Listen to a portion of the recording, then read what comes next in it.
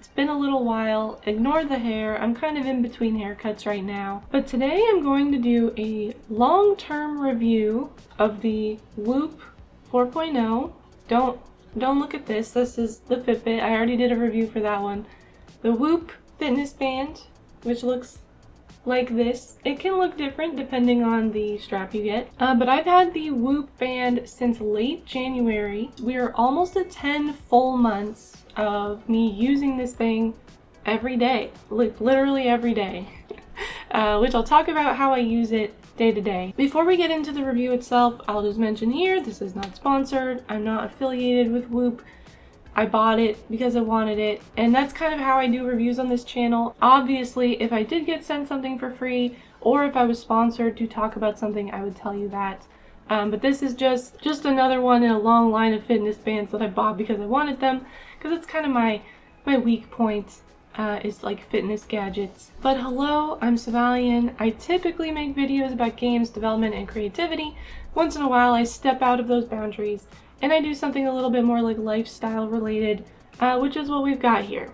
I will also mention, I tried to do a review of this thing like 2 months after I got it, and as I was writing up my notes for that review, I got really overwhelmed because there's a lot of features. Like, there's a lot of different things, there's a lot of data points, ways you can configure the Whoop. There was too much. There was too much for me to really make into a cohesive review that wasn't like 1,000 years long. So what I'm going to do for this one to try and combat that is I'm going to really focus in on what I use this for and what I look at frequently, but I literally can't go into every single thing that Whoop does because it's a very nitty-gritty. It's very nitty-gritty and there's a lot of stuff. I'm gonna do my best. Let's start by explaining what the Whoop is and what it isn't. As you can see, there is no screen on this. It's not a smartwatch. It's not a watch at all. It doesn't tell time. It is just a band, and actually I can show you the little strappy bit is totally detachable. This is really just, okay, do we get it? This is what the Whoop is. It's just this little square, this little chiclet. It fits into this, and then it goes on your wrist. There's also other ways to wear it, which I'll talk about. Alright, and then this is actually how you put it on. It's got this kind of like tension latch sort of thing where this goes over. So you put your arm in there, clicks into place, and then they do recommend not wearing it totally at your wrist. I don't remember why they do this, but that's why I wear mine a little bit up like this. My Fitbit I wear much closer to the wrist because it is a watch traditionally. And you also can't really interact with the band itself at all. The only thing you can really do is if you tap it. I think tapping it normally shows you the battery life remaining, but also you can tap it to turn off an alarm. It has a like haptic alarm, it'll vibrate. It usually does wake me up, but it's not as effective as an actual sound alarm, so I can't just rely on the alarm on this.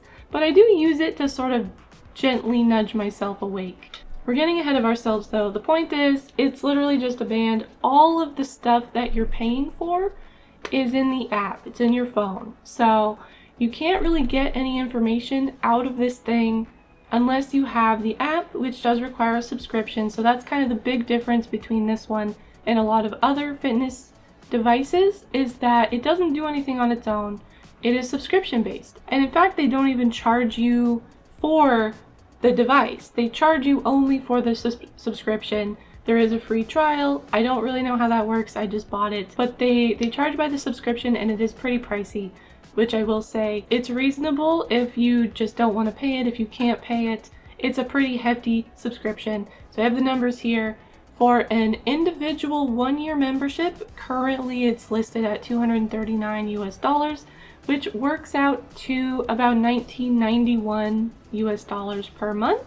So when you break it down by month, it is not the most expensive like fitness subscription. I've definitely seen a lot worse. I've seen less, you know, it's kind of in the middle, I would say. If you get a 2-year subscription, it is $399 for 2 years, $399 US, which works out to $16.62 per month. So we're getting a little bit more reasonable, but you have to have 400 buckaroos ready to go at the start in order to get this sort of bargain. So it's tough. It's tough to pay for it, and I don't blame you if that's too much. And I know also some people just don't like subscription-based products, and I understand that too. This kind of expense isn't that out of the ordinary for me. Is that responsible? Maybe not. But for me, it didn't seem like that big of a deal, and I feel like I get the value that I pay for, which is going to be in the rest of the video. You'll see how I use it and what I feel like I'm getting out of it. And I'm going to talk a little bit more to camera, and then we're going to look at the app because, like I said, that's where most of the features are. But I wanted to talk through the onboarding process because when you get the Whoop, at least in January, maybe they changed it, you don't unlock all the features right away. You unlock a couple of features at a time, and then as you use it more, it unlocks more features, and every time it does, it shows you some like little lessons about how to use those features. I think this is generally a good thing because like I said, I was overwhelmed just trying to review it because there was so much going on. But it does, when you are like me and you are feral for fitness devices, there's a feeling of uncomfortable impatience as you wait to unlock the cool features that you are paying for and want to use. In hindsight, I barely remember that, but I remember feeling it at the time, and so that's just a little warning, is that there is sort of like a warm-up period where you need a certain number of like sleep recoveries logged before, for example, you can use the week planning feature, or before it will give you like an accurate strain and recovery score. It's the reason they give, and I don't know how real this is, I don't know if it's a marketing thing or what, but the reason that they give is that it needs to like learn your baseline metrics in order to have something to compare, the next day to. And I think that makes sense. Like I said, I'm not a biologist, I'm not a doctor, I'm not a fitness scientist. I just write software, so whether or not that's real. But I believe after about 28 days of consistent usage, it is fully featured, ready to go. You'll notice that I said 28 days of like recoveries log. So this is not a device that you can just take off for a couple hours and put it back on, or only wear it during the day. It's not gonna work for you if that's how you like to wear fitness trackers. The Fitbit, it doesn't really keep track of any long running metrics, honestly. The Fitbit is a much more casual fitness device, in my opinion. It's much better for people who want to just be more active, for people who want the smartwatch functionality. This thing is much more in-depth, and because of that, they recommend that you literally wear this 24/7. That includes in the shower. There's a whole questionnaire, and I had to reread it because in my mind I was like, of course I shouldn't get this in the shower. It's an electronic, it'll get wet, that's bad. But this thing is fully waterproof on its own. And then also to facilitate the 24/7 wear, they have a charger thing on its own, plugs in, it comes with a charging cable, and then when you charge this, you can just sort of slip it on over. It charges pretty quickly. The app even will tell you when it's done charging to remind you to take it off. You don't have to plug yourself into anything, you can just keep it on, and then it comes right off like that. And then as far as whether I actually do wear my Whoop in the shower, I will sometimes wash it in the shower like once a week, but I do typically like to take it off because I don't like the wet feeling of the band on my arm. And speaking of bands, this obviously is not the default band. This one's a hydro knit band, and I got this because it dries really fast. The one they send is this one, and it is what I think they call super knit, and it does not dry as well. It's okay, it's not too bad, but I would say this thing is wet on your arm for like 40-45 minutes, and this thing is like 10 minutes. Like it dries pretty fast without even taking it off. So that's why I got that. Also, I just like the color. But I would recommend, if you are planning to wear yours all the time, even in the shower, if you go swimming, for example, I would recommend either getting the hydro knits, which does dry pretty quickly, or getting 2 bands and swapping it between them so that you don't have soggy wrist while you're waiting for it to dry. Otherwise, it's very comfortable. The bands are stretchy. At least all the ones I have are a little bit stretchy. I do still get, I'm not sure if it's coming through on camera, but yeah, there it is. I still get like a little indentation on the top, but it's definitely not as bad as a lot of the other fitness trackers I've used. And another nice thing is that it doesn't have the battery contacts on your skin, which I feel like can sometimes cause problems with other devices. I think a few Fitbits have been recalled because the battery contacts on your skin were causing problems. So that's another benefit of the design of this one. So that's kind of the overview. I will also mention they make a line of clothes. I forget what they call the clothes, but on their shop they have it's under accessories, because even like a whole shirt is an accessory to your watch, of course. But they make clothes with like little slots for the Whoop device. So for example, if you don't like it on your wrist, you could wear it in a sports bra. I think it goes in the front, like where a chest strap would go. They have underwear, they have shorts, they have swimsuits. I personally don't have any of the clothes because I think the wristband is fine and they are pretty expensive. But now we're gonna move on to the app, and we're gonna stay in the app, I think, for the rest of the review. And we're gonna talk about first kind of like day to day, what I look at starting in the morning, you know, moving through the day, how I log workouts, what I look at in terms of like sleep and like results and health metrics. And then we're gonna get into some more detailed features like the strength trainer, which I think is really cool, the week planner, and then also the weekly and monthly reports, which are some of my favorite things. They are really fun to look at and they really show sort of progress over time, which I think is very powerful. When you're trying to make health changes in your life, it's really nice to see this is working and here are the numbers that show you how it's working. So that's what we're going to cover. We're going to go down into the app. I'm going to walk through day-to-day usage and then dive into some of the more nitty-gritty features. So first, every morning or whenever you wake up, Whoop will detect that you've slept and process the sleep data. This usually takes about 15 to 20 minutes for me after I wake up. And then you will get a sleep report. I don't usually look at this graph too hard. My sleep is relatively consistent. There's usually not any surprises here. But if you want, you can look at how much time you spent in each sleep phase, your heart rate, how this compares to your average night. There's usually a little blurb at the top with some notes from the AI feature about how your sleep compares and what it might mean. For the most part, this is very similar to other fitness apps that track sleep.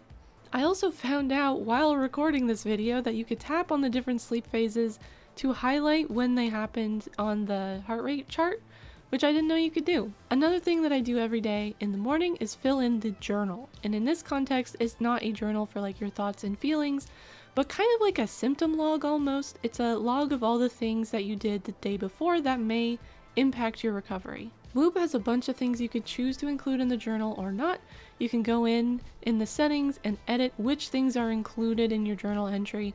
And then in the morning, after you look at your sleep thing or the first time you open the Whoop app, it will pop up automatically. You have the whole list and you can just go through and tick through all these things. If you ever need to update your journal after you save it in the morning, or if you click out of it by accident, you can access it again from the like home screen or from the action button menu, the plus button. And filling this in is really important to getting some of the cool and potentially very useful information out of your Whoop because it uses these journal entries to figure out which things are good for your recovery and which things are hurting it.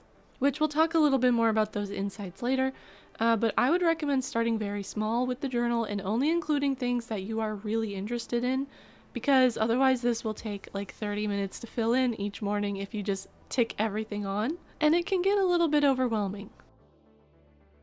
Next, we'll look at the home screen, which is what I look at the most often throughout the day. There may be some little notifications at the top here that you can dismiss after you read them. We'll talk about a couple of those later, but really the star of the show is this radial indicator at the top of the home screen.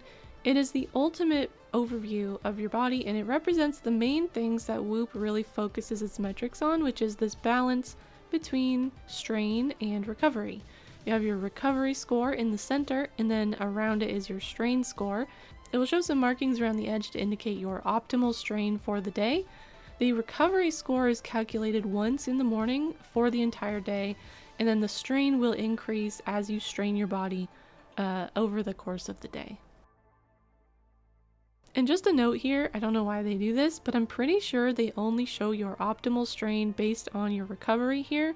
It doesn't show like your plan strain, as far as I know. Maybe there's a setting for that.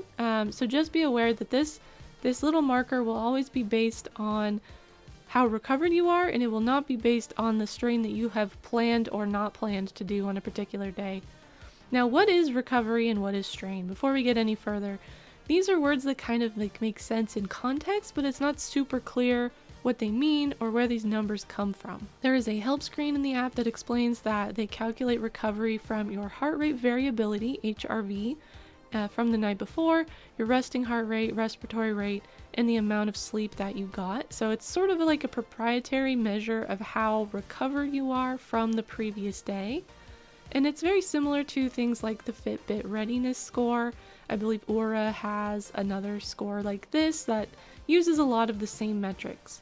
And the way they measure strain, according to the help in the app, is that from 0 to 9 is like a light day, 10 to 13 is moderate exertion, 14 to 17 is high exertion, which is intended to build fitness gains, and then all out is 18 to 21.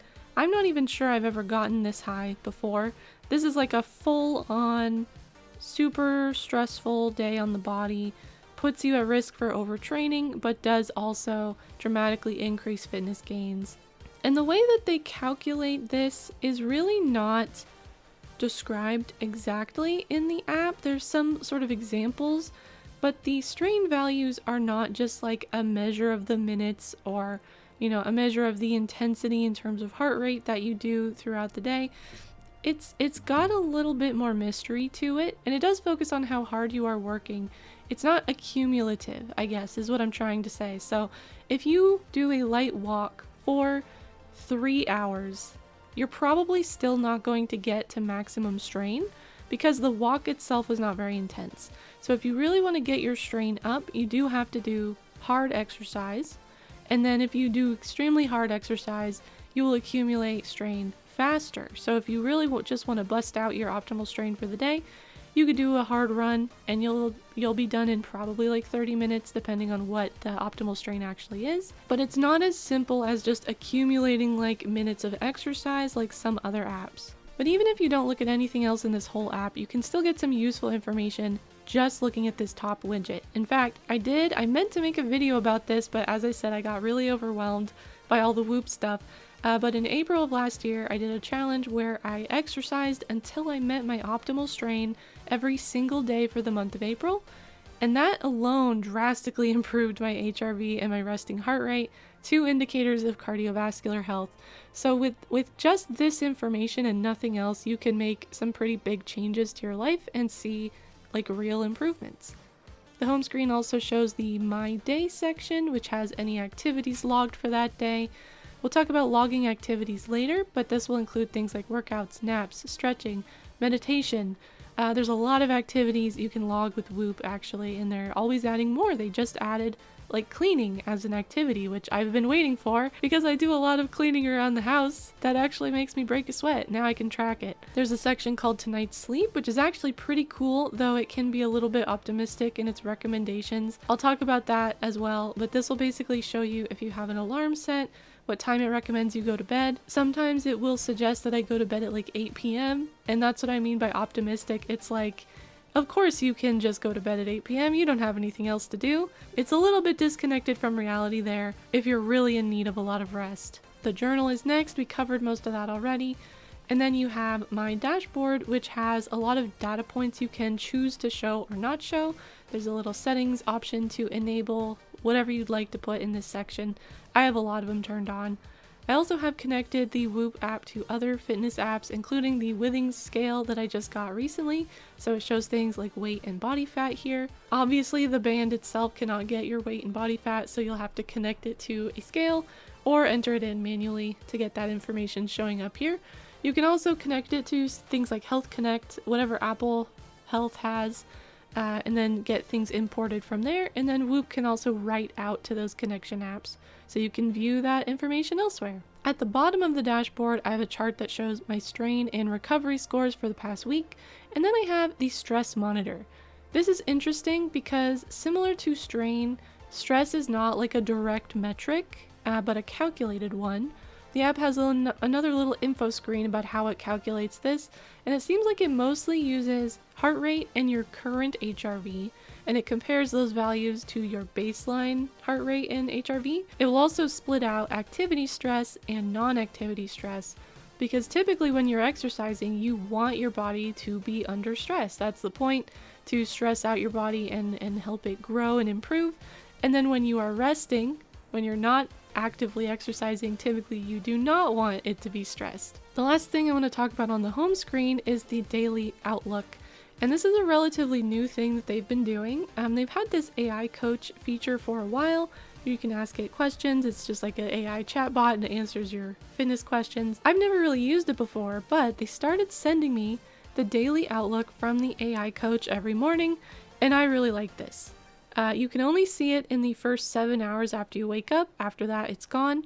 But this AI takes into account your recovery, your plan that you have set up in the app, which I'll talk about.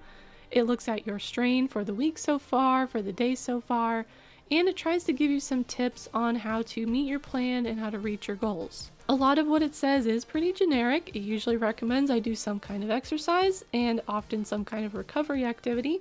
But I really like it because it is definitely including information about me that it has from the app. And I know from experience, a lot of similar tools like this really just don't retain any information about you at all. Unless you are extremely specific in your questions, it's going to give you something that is very general advice. Whoop has the advantage of having access to a huge amount of information. My sleep score, my strain, my goals, my stress, my fitness plan, my behaviors tracked in the journal. It can get really personal with its recommendations. So I like these daily outlooks, and I actually do take them into consideration when I'm planning out my day. And one thing I think is neat that, for example, at the end of the week, if you have already met your planned strain goal for that week, it will realize that and recommend that you just do some active recovery or get some rest. It doesn't just like push maximum effort every single day, which is kind of what the daily optimal strain will show you to do, because it thinks that you should just hit that optimal range every single day, forever, continuously improve, which is not totally feasible for everybody. A lot of people just need a rest day once in a while. So that's the home screen, which is the most useful screen for me. The next most useful thing is the ability to track activities. If you use the action button and start activity, you can see the screen that honestly is not super intuitive. The category at the top is very easy to miss. I frequently log things incorrectly because I just don't see the category up there and I have to edit it later. So remember to set your category at the top. At the bottom of the screen, you have the option to turn on a strain target. I love this feature. I use it a lot. It will warn you that strain is really most accurate for cardio-based activities. Strength is harder for it to figure out, and there's actually a different tool for strength, which we will talk about next. But you can turn on the strain target, and before you begin the activity, you can actually adjust that target by dragging it around this little dial here. And then once you start the workout, you'll see this bar filling up as you work out. It takes a little bit to sort of equalize to a gentle exercise, and then as you push yourself, it will go up.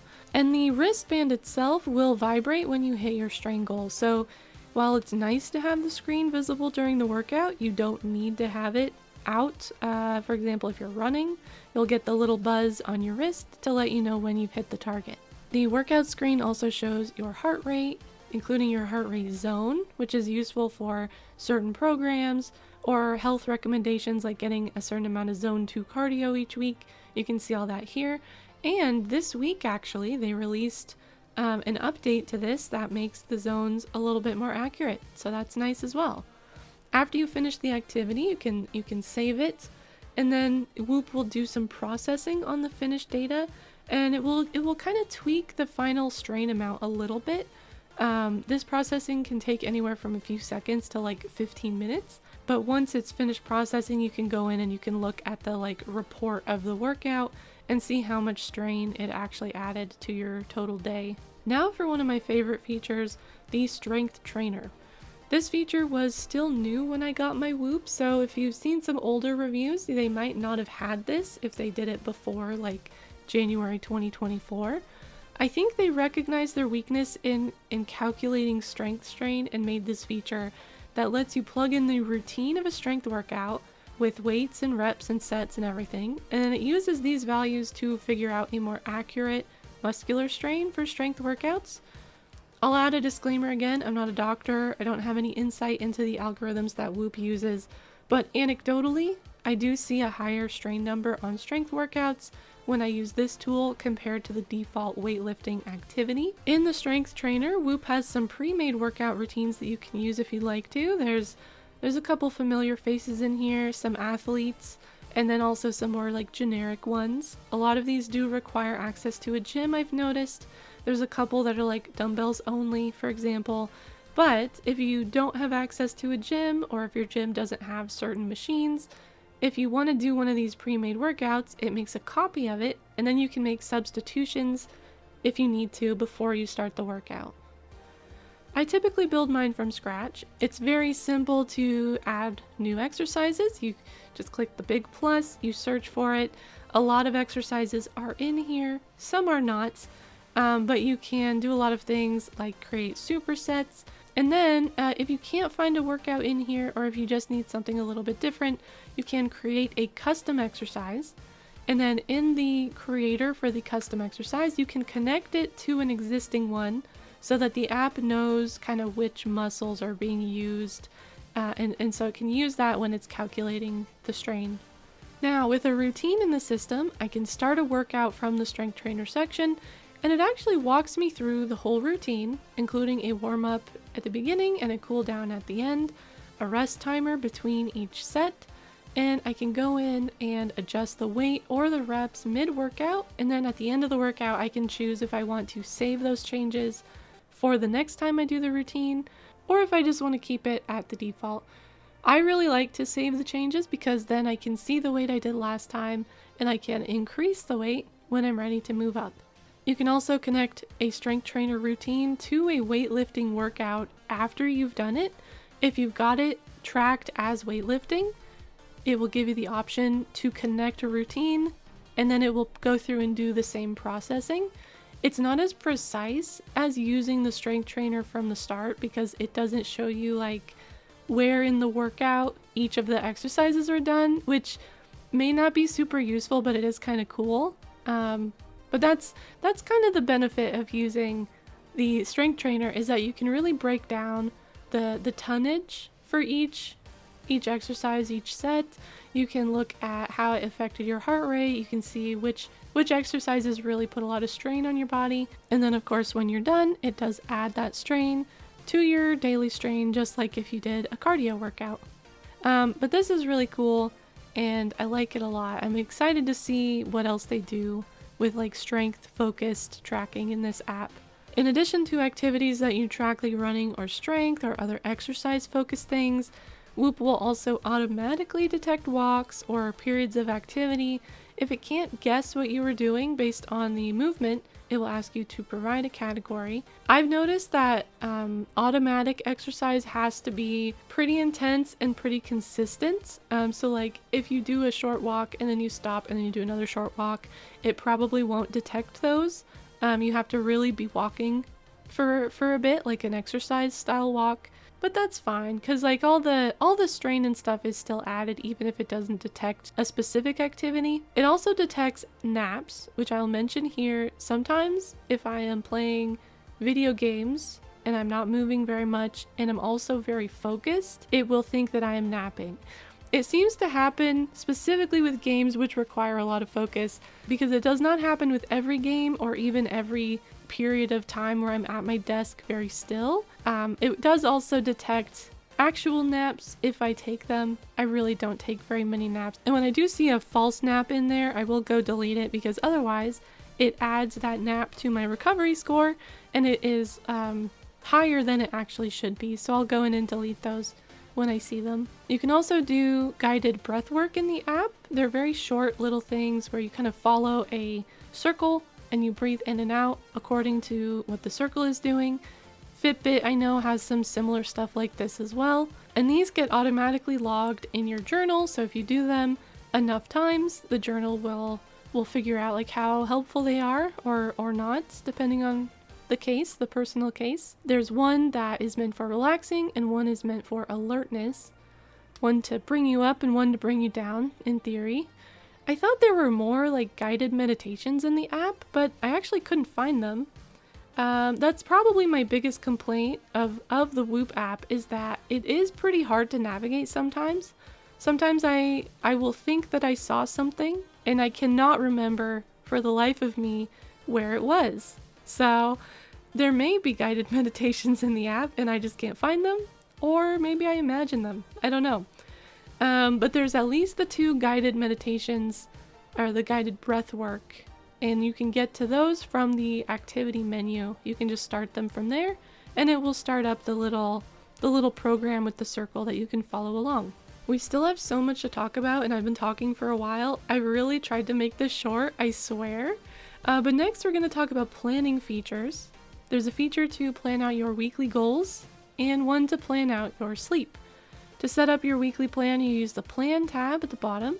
Whoop offers 5 default plans: strain, maintain, recover, prioritize sleep, and vacation. They explain pretty clearly what they're for in the description of each one, and if you select one, it will walk you through the different pieces of that plan and how to set it up. For some reason, a lot of these, maybe all of them, require you to use a specific time alarm instead of their like the ones that kind of look at your recovery and wake you up when you need to wake up, which I prefer. So I'm not sure why they make you use the specific alarm. It does seem like you can go in and change it later. So that part eludes my understanding a little bit, and it was that reason why I just didn't really use plans for quite a while, because I didn't want to use the specific alarm. But lately I've just been switching it afterward and it seems to work fine, so I'm not sure. But for the plan, typically you'll have like a strain goal, a sleep goal. There's little widgets you can move to adjust the goals for each of these things. And then you can add other goals, like behavior goals. I actually haven't done some of these. The steps feature is fairly new as well. It's still in beta, but you can add a step goal. We've caught up with Fitbit. No, I think Whoop just prioritized different things, and then they realized that a lot of people really like tracking steps. So they've added this in somewhat recently. It's somewhat accurate. I think it overestimates a little bit, but you know, that's just a guess. You can add an activity target, which means that you just have to log a certain type of exercise or activity. It shows some of the ones I've done recently. If I select one of them, I can choose how many days per week I want to do it in the plan. I think it would be fun if they had some more interesting goals for these, like a distance goal for running or walking, or maybe a tonnage goal for weightlifting. But currently what we have is the number of days per week. And then the behaviors, I'll use the journal to figure out if you're doing the behaviors. So they kind of match. You can see a lot of the journal behaviors in there. And once you set your weekly plan, as you go through the week, the daily outlook will incorporate things related to the plan.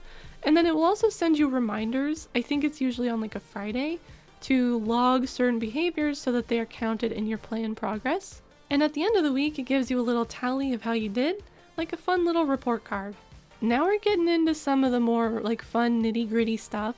In the plan tab, there's also an insights section at the top. And this is one of my favorite sections, but it takes a long time of using the Whoop before it really becomes useful. And that's unfortunate, but it's just kind of how it has to work. This will be very plain when you first start using Whoop, because all of this is based on logging behaviors in the journal over a period of several days or weeks. So it doesn't just check that you like had one good recovery after having caffeine, for example. It takes into account different amounts of caffeine, different times of day. It also looks at other behaviors that you were doing at the same time. And it does its best to isolate each behavior and figure out how much it's either helping or hurting your recovery, or if it has no impact at all. So what you want to do is be as consistent as possible with tracking things in the journal. It'll probably be a couple weeks at least of logging behaviors before you start to see any insights pop up. There will be a little notification on the home screen when it feels like it has enough data to give you a score. And the neat thing is it provides details about every behavior, even if you don't have like an insight on it. But when you do have an insight calculated, it will add even more information. For example, caffeine, one of my most consistently logged behaviors, has a section that describes the recovery impact of 1 to 2 servings compared to 3 to 4. It also compares the time of day that I last had caffeine, which is predictably better for recovery when it's further away from bedtime. All the insights have that general information that I mentioned, even if you haven't gotten an indicator on it yet, where it kind of explains, typically this is how people react to this sort of behavior. And I think the design of this app is really beautiful. I don't think I mentioned that yet. Very hard to navigate, it's very confusing, but it's extremely pleasant to look at. It's very sleek, and I think they did a really good job with the feel of it, the UI. I would like to see the UX and like the organization of everything come up to that level, because I get lost in this app frequently, even after using it after all this time. But if we look at my personal insights, we can see that getting good sleep, having caffeine, vitamin D, making progress on my goals, which is, more of a feeling than an actual behavior, having a consistent wake-up time, and eating fats are all helpful to my recovery. And you'll notice that some of these things are automatically tracked, like exercise time is tracked, like doing an early exercise is not something I've checked in the journal, it's just something that's figured out from when I log activities. Some of my negative insights, or the ones that harmfully impact recovery, are having a headache, taking fish oil, which seems weird to me, cold showers, having protein, and spending a large portion of the day in the high stress zone, sleeping with the dog in the bed, sorry, Crowley, and also a strain higher than 9. Now, just because some of these things negatively impact my recovery doesn't mean I can never do them, or even that I should avoid doing them. For example, I literally can't help when I have a headache. But also, I want to exceed 9 strain for the sake of like fitness improvement and growth. Putting strain on the body is how you create physical change, but it does have an impact on how I recover, and that's good information to have. It's useful to balance it. For example, if I know I'm going to be exceeding my strain of 9 on a particular day, maybe I will then prioritize doing some of the behaviors that help with recovery, and then I can try to balance these things out. There is also a long list of things that either it doesn't have information on to form a conclusion, or things that just don't seem to do much one way or the other. Now on to the sleep planner, which I like a lot as well. There's a section for the sleep planner in the plan area, but usually I just tap on the home screen where it says tonight's sleep. This is where you can adjust your alarms and see a recommendation for when you should go to bed. You can choose how rested you want to be, which I think is funny. I think we'd all prefer to get 100% every day, but realistically we might not get that. So you can sort of choose to be less rested if you have a particular wake-up time or a particular bedtime in mind. And then you can see, after you adjust these things, your bedtime and your wake time. You can also set a schedule, which I used to use, but now I try to keep my sleep fairly consistent from weekdays to weekends, just because that seems to be better for my body, to just wake up and go to sleep at the same time every day. I think that's kind of general advice. The alarm is really cool. I talked briefly about how the plans want you to use a specific time, but you can also set it to wake you when you are either at your sleep percent goal or when you are in the green.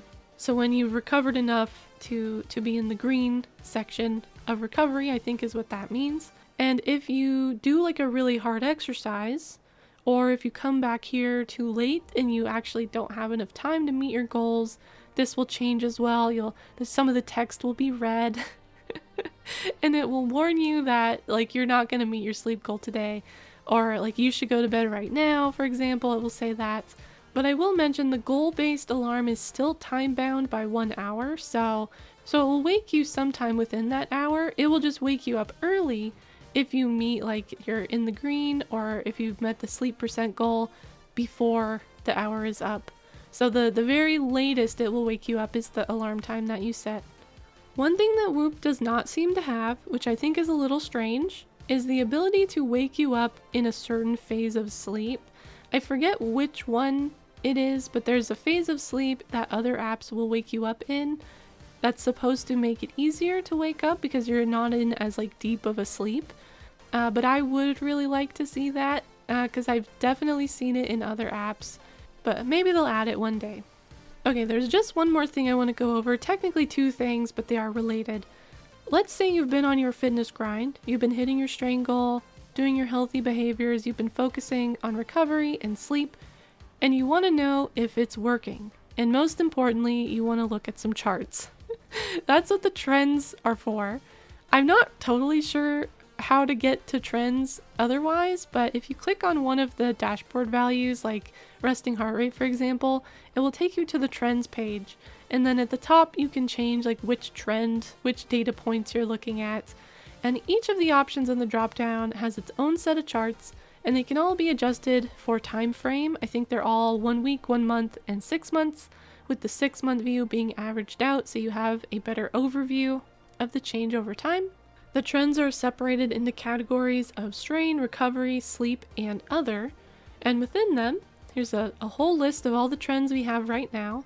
Day strain, steps, average heart rate, calories burned, recovery score, heart rate variability, resting heart rate, respiratory rate, sleep performance, time in bed, sleep hours versus sleep need, sleep consistency, restorative sleep in percent, restorative sleep in hours, sleep efficiency, sleep debt, lean body mass, weight, total day stress, sleep stress, and non-activity stress. I'll click through all of these and let you see what this data looks like after nearly a year of usage. Don't judge my health metrics, I'm being very vulnerable here. But these are my real body metrics. I don't know what sort of things you can figure out from seeing this. On the calories burned graph, I will also mention that the estimates in Whoop are like wildly drastically lower than estimates I get most other places. Fitbit is like hundreds of calories higher than this. Even like a TDEE calculator is much higher than this. So keep that in mind. You will of course want to remember this is a device that goes on your wrist and it estimates calorie expenditure based on the information it can get from your wrist. It is not an accurate medical measure, so use your best judgment, your doctor's recommendations. You know, if you're feeling extremely hungry, eat some food. Don't base everything off the value that you get from this app, especially because it seems to run very low, which can be dangerous if you're not eating enough food. Now, one of the graphs I'm most proud of is my HRV graph. I've been working really hard to increase my cardiovascular health, and this graph really shows the fruits of those labors. And also, it shows my failures. If I click back to May, you can see how my V-Rising addiction measurably harmed me, with my HRV dropping a whopping 13% in 1 month through lack of activity and extremely bad sleep. So you can really see like how what you're doing impacts your health, whether that is good or bad. But those are all the metrics that you can see at a glance in the app. There's just one more thing to show, and that is the monthly performance assessment.